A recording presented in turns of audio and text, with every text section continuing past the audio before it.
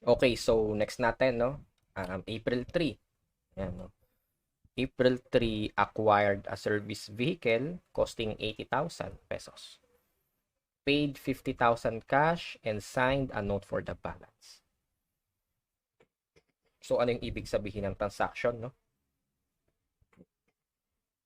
Yung negosyo, yung business, no, bumili ng service vehicle. So bumili ng sasakyan.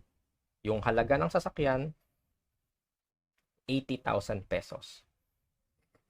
Tapos, nung bumili siya ng sasakyan na 80,000 pesos yung halaga, nagbayad siya ng 50,000 cash, no? Ayan. So 80 yung halaga, 50,000 yung binayaran niya. So, meron pang naiwan na ano, no, na 30,000. Kasi 80,000 supposed to be yung dapat niyang bayaran, eh, di ba? No? Pero 50,000 lang yung binayaran niya. So, may naiwan siyang 30,000 pesos.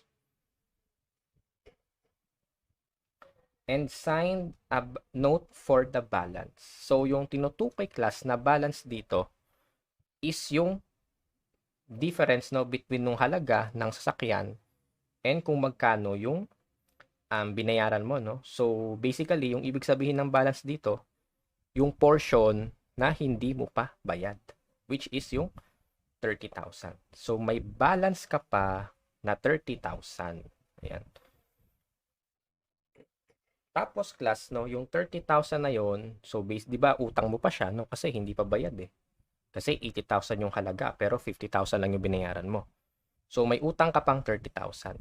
Tapos, yung utang mo na 30,000,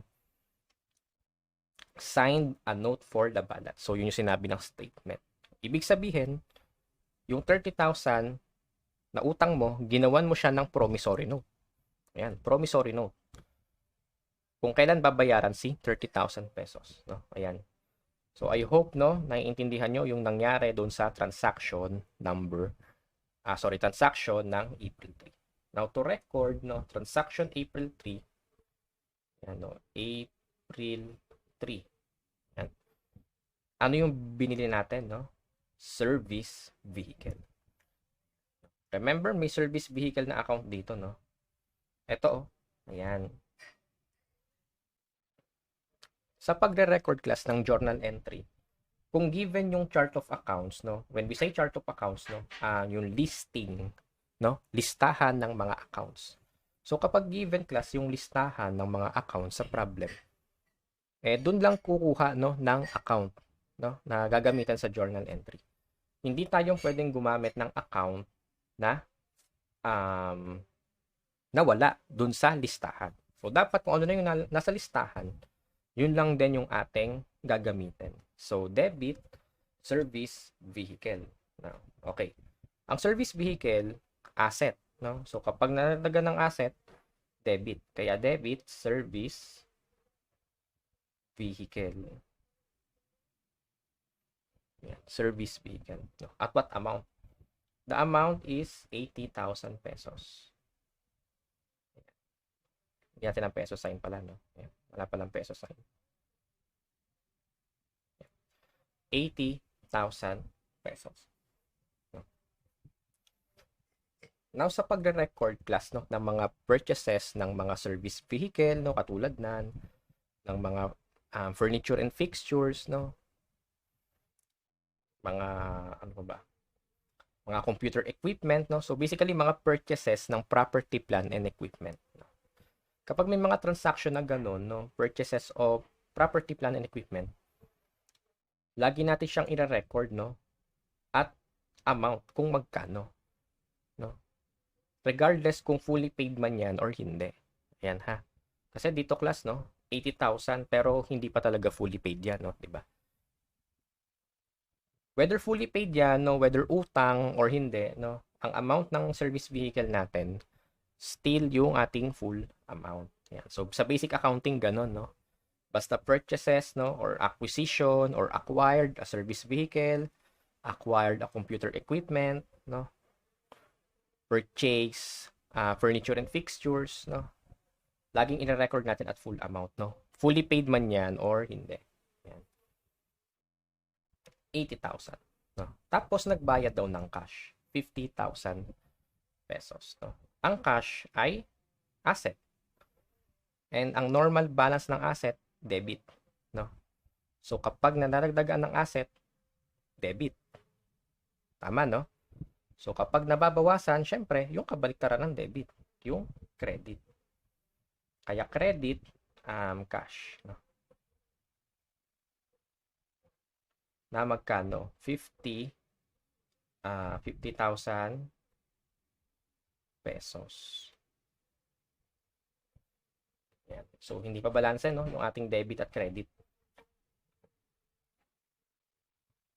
And take note, class, na meron pang balance dito, no? May utang ka pang 30,000. So, dahil utang yan, 30,000, and take note, ha, supported siya ng note.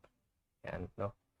Basta utang ng negosyo na supported ng promissory note, no? Or note, no? In short, no? Kung note, kagaya na to, no? Ganun din yan, no? Parehas lang. So, basta utang na supported ng note, ang credit nan, hindi accounts payable, no? Notes payable. May notes payable na account dito to sa ating listahan ng ano, ayan, no? Notes payable.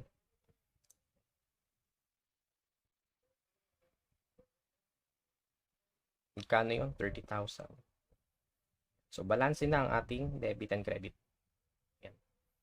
Tapos, yung explanation, no? Lagay lang natin acquired, no? Acquired service vehicle.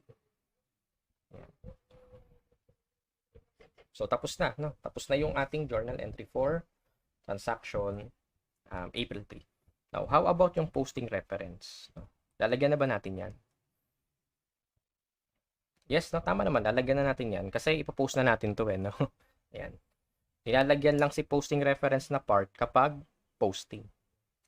So, kagaya ng ginagawa natin, no? Simultaneous natin gagawin si posting at si journal entry. Ayan. Ito yung ating magiging lecture, no?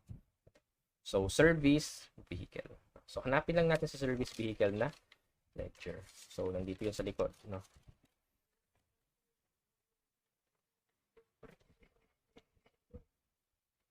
Ayan, service vehicle.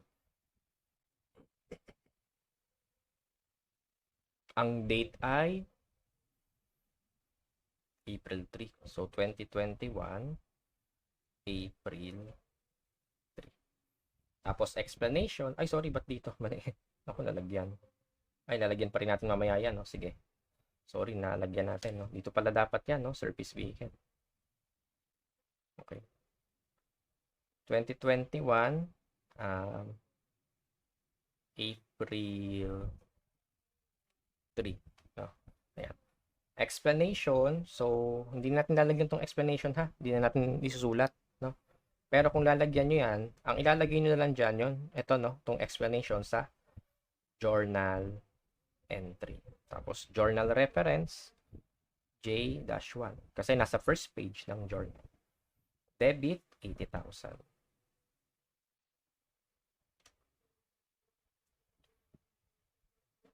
Ito ng pesos. Balance, 80,000 pesos. So, dahil posted na to, lalagyan na natin siya ng kanyang account number. Service vehicle, 160. So, indikasyon na na-post na natin itong debit. Ayan. Next natin, cash. No? Ayan. Cash.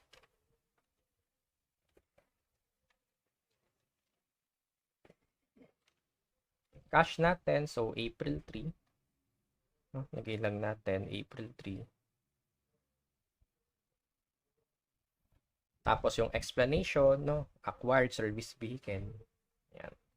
Tapos yung amount, no, sa credit, 50,000 pesos. So, lagyan natin ng pesos sa ino. Ayan.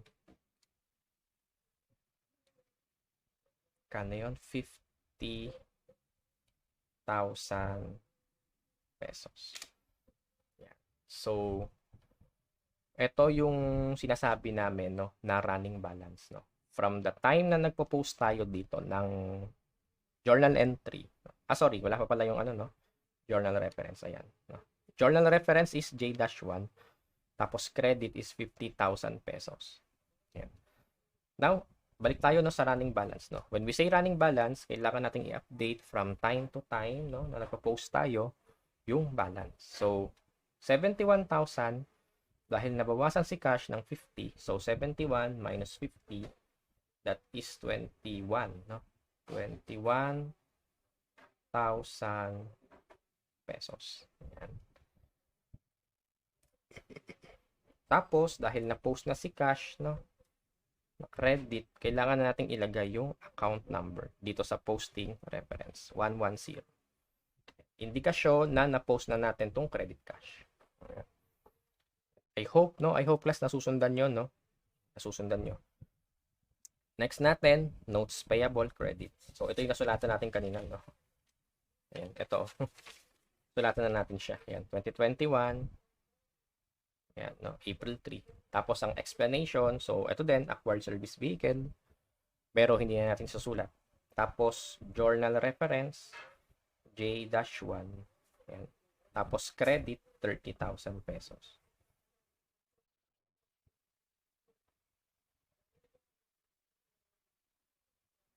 Tapos yung balance, no, 30,000 pesos din. Dahil posted na siya, so again, no, ganoon lang. Yung account number, lalagay natin dito. No, indikasyon na na-post na natin siya. So, 210. Ayan, so kapag nakita natin ganito na yung itsura ng journal entry, no, kompleto, tapos may posting reference, ibig sabihin, no, na-post na sa ledger yung journal entry.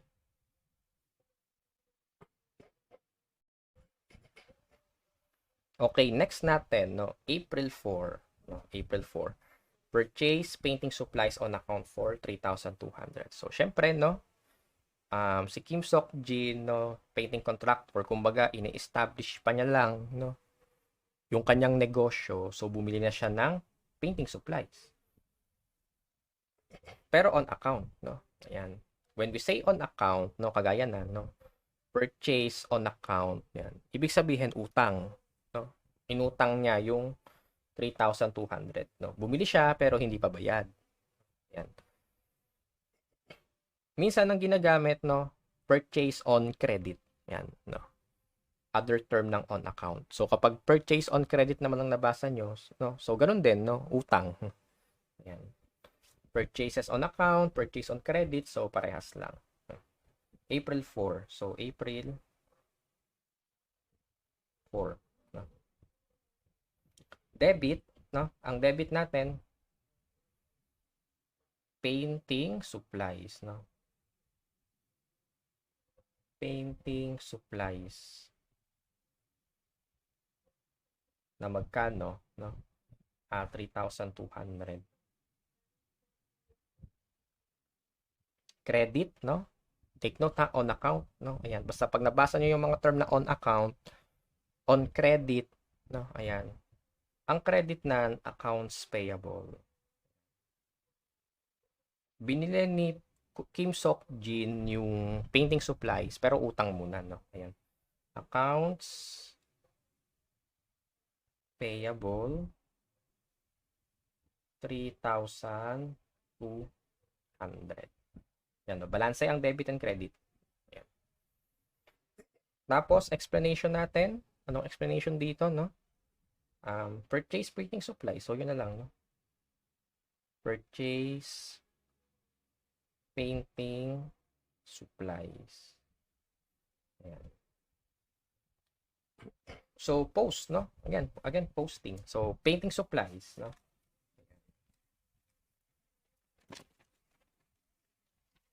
Nasa na, ito, painting supplies, no? Ito siya.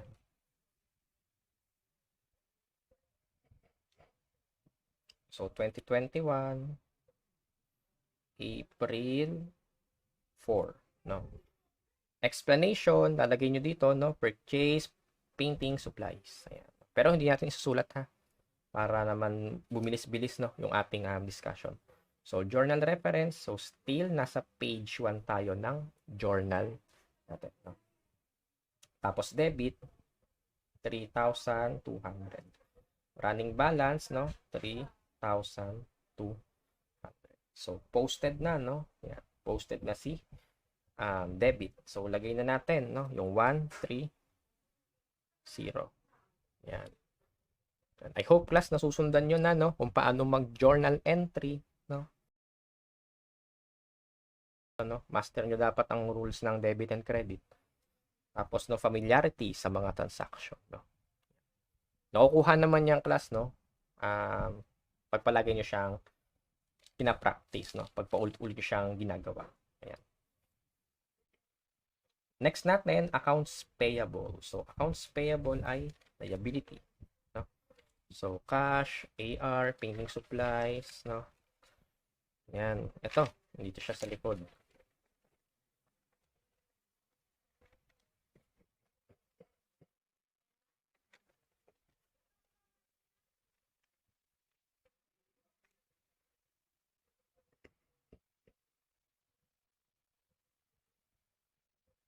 So, date, no? Ayan. Date is April 4. Explanation, purchase paint supplies, no? Journal reference, J-1. Credit, no? Nasa credit to, ha? 3,200. So, running balance natin, 3,200 pesos. So, posted na. So, lagyan na natin si posting reference. Ayan, no? Ayan. So, I hope, class, no, nasusundan, no, kung paano mag-journal entry at mag-post, no, sa ledger. Ayan. So, class, kung nakatulong naman, no, itong video na to, no, sa inyo in understanding basic accounting, no, yung journal entry, tsaka yung pag-post sa ledger, no, please consider, no, subscribing, no, ayan, sa aming YouTube channel. Ayan, kasi yung pag-subscribe nyo po, kumbaga malaking motivation yan sa amin, no, para gumawa pa ng mga susunod na accounting tutorial videos, no. So I hope class, no, mag-subscribe kayo, no, subscribe nyo lang yung channel. Na madali lang naman mag-subscribe, di ba, no? Libre lang naman yan, no. So I hope ayun, no, please consider subscribing sa channel. Tapos, no, i-like nyo na rin yung video, no? Ayan. Tapos kung nakatulong sa'yo, ayan, no, sharing is caring, no? Baka makatulong din to sa mga kilala mo rin na aspiring certified public accountants, no? Ayan. Share mo na rin yung video, no? Ayan. So, nasa na tayo? So, April 4. Next natin,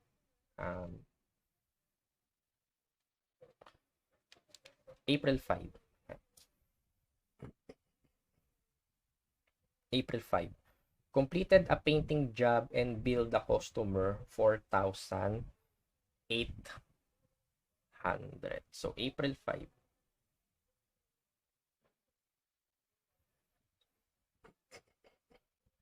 Now, ano naman ang ibig sabihin nito, no?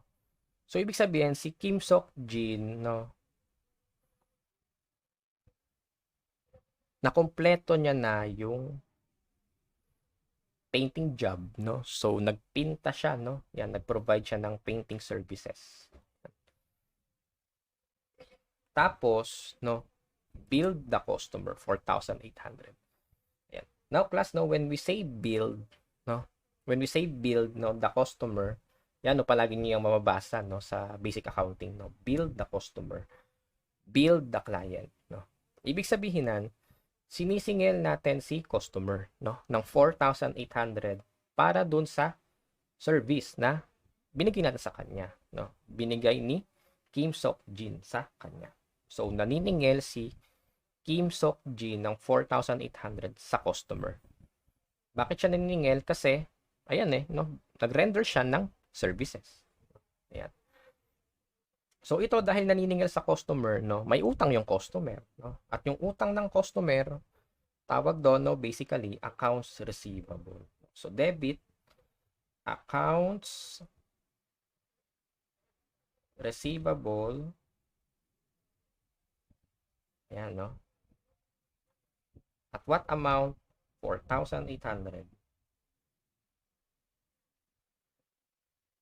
Credit, no? Credit,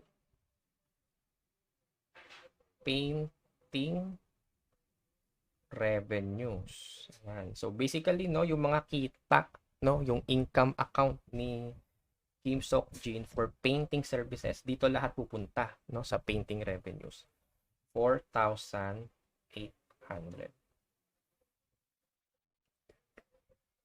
Yan. 4,800. So, ang explanation natin, no, lagyan na lang natin, no, build customer, no, ayan na lang. Build customer for painting job. Yan, class, pasensya na, hindi kasi tayo naggagawa ng ano no. Hindi tayo gumamit ng journal no. Kumbaga, kinonsider lang muna natin itong notebook as journal, no. Ayan. Tapos again, no, posting. Ayan. I hope class, no, na ma-master nyo na kahit paano, no, or naiintindihan nyo na paano yung journal entry tsaka posting. So, accounts receivable, no, ayan, teka naman na yung accounts receivable natin.